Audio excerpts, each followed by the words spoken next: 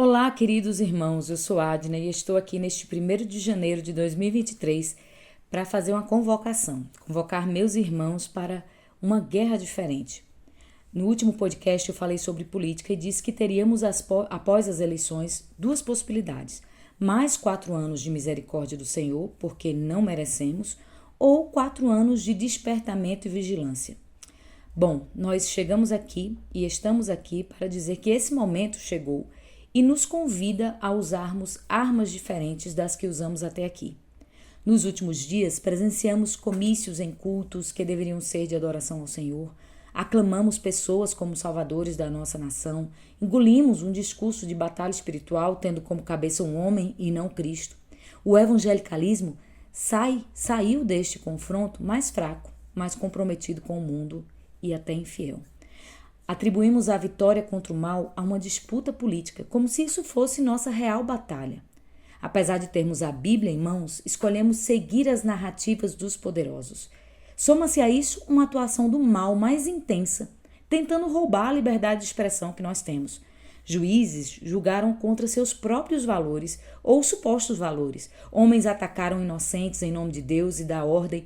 Um sistema inteiro passou a descaradamente tomar decisões arbitrárias, falar palavras falsas, e é sobre isso que eu quero falar aqui. Ouvi dizer que esta foi a disputa mais acirrada desde a redemocratização do Brasil. Depois de tudo o que vivemos nestes últimos 4 anos, e depois de ouvir um discurso manipulador do atual presidente em sua posse, hoje, eu coloquei um firme propósito no meu coração de intensificar o ensino da lógica com os meninos. A deturpação da linguagem é, de longe, uma das armas mais eficazes para a destruição dos valores morais de um povo. Além disso, ela tem o poder de obscurecer o entendimento, causando divisão até entre os que, na prática, concordam com os mesmos princípios de vida. Nos últimos 4 anos, tivemos que ouvir à torto e à direita palavras fingidas, verdades deturpadas e tiradas do seu contexto. E, para mim, é o pior, a profanação das palavras sagradas. O versículo que diz, o texto de Jesus falando sobre isso, né? E conhecereis a verdade vos libertará, o próprio Jesus, palavras do próprio Jesus, se tornou clichê para atrair os influenciáveis. Lema de um homem que conquistou a devoção de tantas boas pessoas do nosso círculo mais íntimo. Mas não se brinca com a verdade sem que a conta chegue. E o preço dessa linguagem ambígua, dessa deturpação da verdade, é a corrupção da cultura do povo. O salmista declarou no Salmo 56, todos os dias torcem as minhas palavras. Os seus pensamentos são todos contra mim para mal. E foi isso que cansamos de ver e ouvir.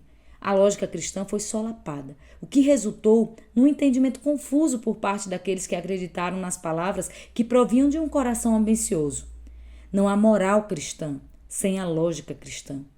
Sem a lógica cristã, o que sobra é a insensatez de uma massa mofa que tem preguiça de usar a mente. Preferem seguir a multidão insensata a considerar os conselhos dos sábios. Que tristeza!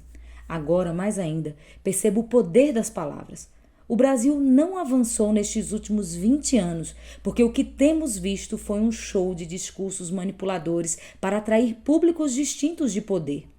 Os últimos 2 meses nos mostrou como até os que se dizem crer na verdade podem ser manipulados. Deus ordenou em sua palavra, não seguirás a multidão para fazeres mal. Êxodo 23:2. Essas palavras deveriam ser suficientes para nos afastarmos dos grandes grupos organizados ou, no mínimo, suspeitarmos dos seus intentos. Essa democracia social é perigosa porque cria um ambiente perfeito para que os que detêm o domínio da palavra exerçam influência sobre os que carecem de maior entendimento. E é envolta em tudo isso que passou e também no que estamos assistindo hoje, neste primeiro dia do ano, que eu faço um apelo aos pais, aos ouvintes, aos queridos pais e famílias que me ouvem. Nós podemos e devemos fazer diferente com a geração dos nossos filhos. Vamos nos desprender das amarras do politicamente correto, à esquerda e à direita. E vamos criar uma cultura de pensadores independentes, com espíritos investigativos. As palavras carregam poder espiritual. E aqui eu não falo da heresia dos que dizem que o simples pronunciar das bênçãos ou maldições necessariamente acontecem. Eu falo do poder que as palavras têm para moldar uma cultura, os costumes e a moral de um povo. No livro Ensinando o Trivium, os autores Blue Dorns, eles escreveram o seguinte: por este poder espiritual da lógica, da palavra, discernimos a verdade do erro. E eles citaram 2 Pedro 3, versículos 14 ao 18. O texto diz assim: falando disto, como em todas as suas epístolas, Pedro se referindo a Paulo, entre as quais há pontos difíceis de entender que os indoutos e inconstantes torcem, e igualmente as outras escrituras para sua própria perdição. Vós, portanto, amados, sabendo isto de antemão, guardai-vos de que, pelo engano dos homens abomináveis, sejais juntamente arrebatados e descaiais da vossa firmeza. Antes, crescei na graça e conhecimento do nosso Senhor e Salvador Jesus Cristo. A Ele seja dada a glória, assim agora, como no dia da eternidade. Amém. Neste texto, somos alertados em relação aos indoutos e instáveis, os que deturpam ou torcem as Escrituras para a sua própria destruição. Esse torcer se refere à tortura infligida a uma testemunha a fim de extrair dela uma confissão falsa. Torcer o significado de uma palavra envolve erros em lógica. Meus irmãos, discernimento não é apenas um dom sobrenatural dado a alguns, mas é também prática cristã, buscada através da disciplina pessoal dos seus sentidos. Eu falei sobre os sentidos no primeiro podcast sobre séries que viciam. Falei sobre os doramas e eu dei essa introdução falando sobre o poder dos sentidos, do que entra pelos sentidos. E vejam, o discernimento vem da boa educação, começando pelo básico e sempre progredindo em dificuldade. O escritor aos Hebreus compara essa educação com a alimentação da criança, quando ele corrigiu os irmãos que já deveriam ter conhecimento mais profundo das verdades divinas. Veja o que o escritor falou. Porque, devendo já ser mestres pelo tempo, ainda necessitais de que vos torne a ensinar quais sejam os primeiros rudimentos das palavras de Deus, e vos haveis feito tais que necessitais de leite, e não de sólido mantimento.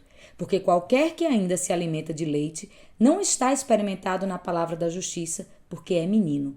Mas o mantimento sólido é para os perfeitos, os quais, em razão do costume, têm os sentidos exercitados para discernir tanto o bem como o mal.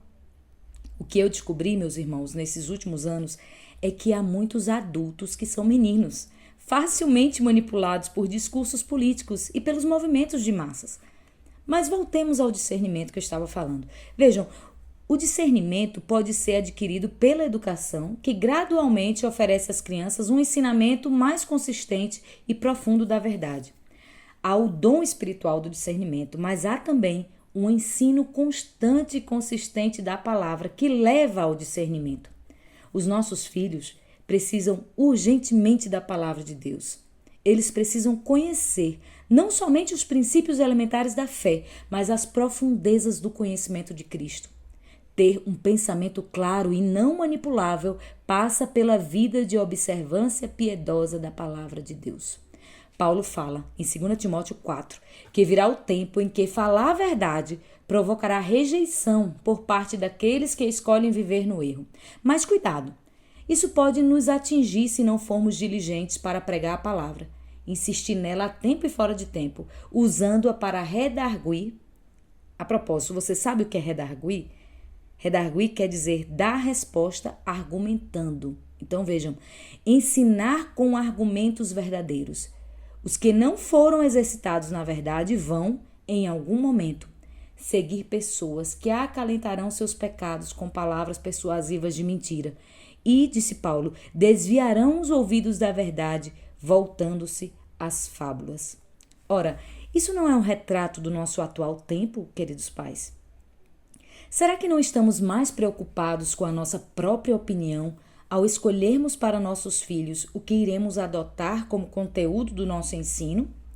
Será que nossos sentimentos não estão dirigindo nossos atos e palavras mais do que a verdade de Deus? Será que nossos sonhos de liberdade não estão nos enganando, oferecendo-nos salvadores que nos enganam com suas palavras? Um sinal disso é o nosso interesse primário pela literatura da fantasia, por exemplo. As histórias fantasiosas. Vejam o que diz o texto sagrado. elas se recusarão a ouvir aquilo que as Escrituras dizem, mas seguirão suas próprias ideias desorientadas. Aqui eu estou comparando várias traduções de Bíblias. Veja de outra tradução. Rejeitarão a verdade e correrão atrás de mitos.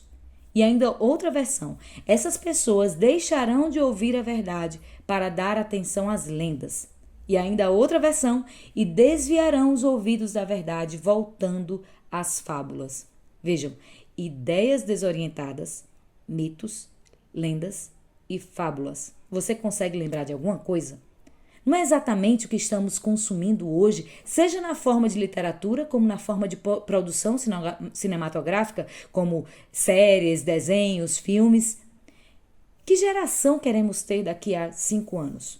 Jovens que são fortes porque conhecem o verbo, a palavra, aquele que é desde o princípio, ou jovens fracos, que aprendem sempre e nunca chegam ao conhecimento da verdade, que são como crianças levados de um lado para o outro por todo o vento de doutrina, de ensinamento, daqueles que pela astúcia e esperteza induzem ao erro. Para vencer este mundo, nossos filhos precisam ter a palavra de Deus neles mesmos e seguir a verdade em amor. Assim eles vencerão o maligno e crescerão em tudo naquele que é a cabeça, Cristo. Qual é a nossa responsabilidade como pais diante dessa agitação que estamos presenciando? Será que é dar opinião? Ou ofender nosso irmão que é contrário a nós? Compartilhar vídeos pelo WhatsApp ou encher o nosso feed de notícias trágicas sobre política? Meus irmãos, somos chamados a manter o padrão da lógica. Vejam como se dá a nossa luta. Vejam em 2 Coríntios, capítulo 10, versículos 3 a 5. Veja o que Paulo fala. Porque andando na carne, não militamos segundo a carne, porque as armas da nossa milícia não são carnais, mas sim poderosas em Deus para a destruição das fortalezas, destruindo os conselhos e toda altivez que se levanta contra o conhecimento de Deus, e levando cativo todo o entendimento à obediência de Cristo. Então vejam, anular sofisma é destruir os argumentos lógicos. Levando cativo todo o entendimento é também subjugar todo o intelecto à obediência de Cristo.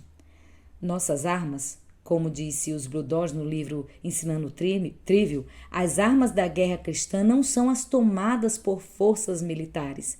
Nossas armas derrotam os falsos raciocínios, expõem os falsos deuses e capturam os pensamentos e o intelecto para o serviço de Cristo. Olha, isso quem falou não fui eu. Está escrito no livro dos Blue Doors, que todos gostam de ler, Ensinando o Trivial. Fala exatamente sobre isso que eu estou dizendo aqui. Então vejam, não são minhas palavras. Nós estamos perdendo a guerra porque estamos sendo facilmente manipulados pelas palavras de ímpios, homens interessados somente no poder. A nossa guerra, meus irmãos, é cultural e começa em sua casa, na minha casa.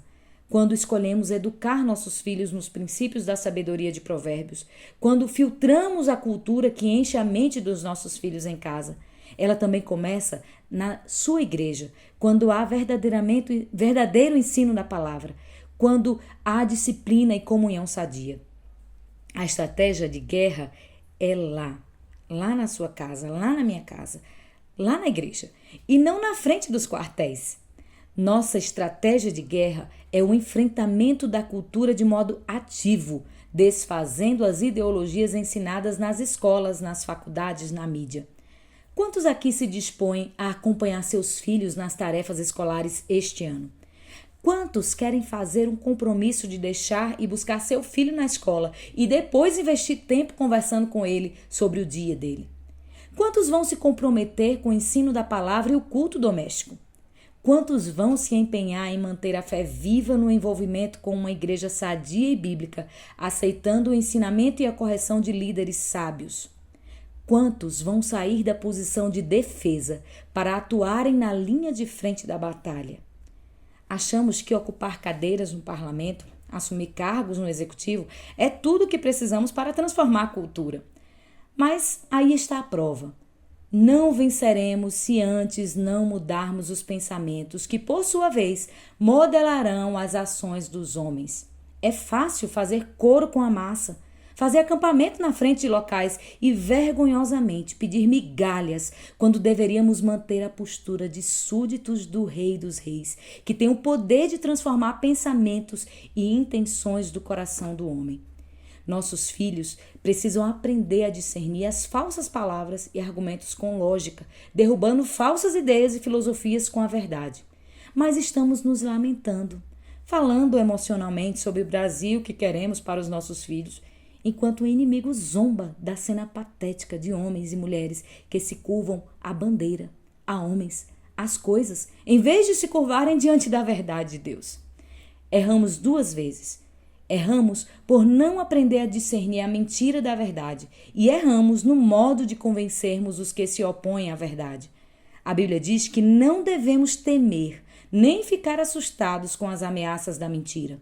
Ela nunca nos chama a ocupar uma posição de vítima, como também não nos chama a um enfrentamento vale tudo. Há um modo, e ele é educado, humilde, respeitador, em mansidão. A resistência do cristão é diferente da do mundo, bem diferente. Ela começa quando reverenciamos a Cristo como Senhor no coração, preparando-nos para responder com mansidão a qualquer pessoa que nos questionar quanto à esperança que é em nós, conservando boa consciência, de tal maneira que os que falam com malignidade contra as nossas escolhas, pelo fato de vivermos em Cristo, fiquem envergonhados. Quem escreveu isso foi Pedro, você pode ler na sua Bíblia. Ah, meus irmãos, como tudo isso é diferente do que estamos fazendo. Que lições preciosas estamos negando aos nossos filhos quando escolhemos viver pelos nossos métodos ou pelos modos dos homens maus que nos usam para a sua própria promoção. Somos a única mente que de fato pensa nesse mundo, porque nós temos a mente de Cristo.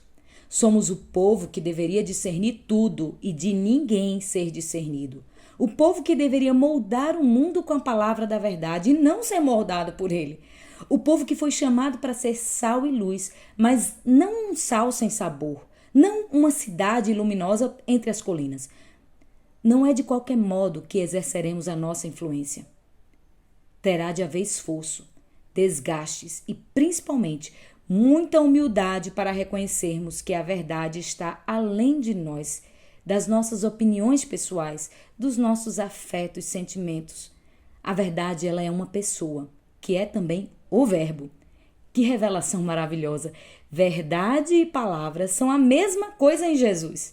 E é justamente isso que vem sendo atacado no Brasil de forma mais intensa nos últimos 20 anos. Meus irmãos, leamos mais a Bíblia. Leamos como nunca lemos. Vamos memorizar, vamos inculcá-la nos nossos filhos, em nós também. Vamos espalhar a palavra. Deixemos de lado as fábulas e os contos e vamos voltar ao primeiro amor, a verdade que nos liberta. Ela não precisa de enfeites, ela precisa ser vivida, ensinada e falada. Vamos mudar as estratégias de guerra e adotar as estratégias de Deus. Vamos agir na massa, como fermento, ensinando, pregando, relacionando-nos pessoalmente com todos, com toda longanimidade e amor. Veja que o fermento, ele tem uma ação diferente na massa. Ele age de forma diferente. Então é dessa forma que o crente age. Nada de pedir fogo na cabeça dos inimigos. Nada de pedir que Deus destrua. Nada de ofensas, de memes, de zombaria. Que vergonha para nós. Nada de ataques pessoais contra irmãos.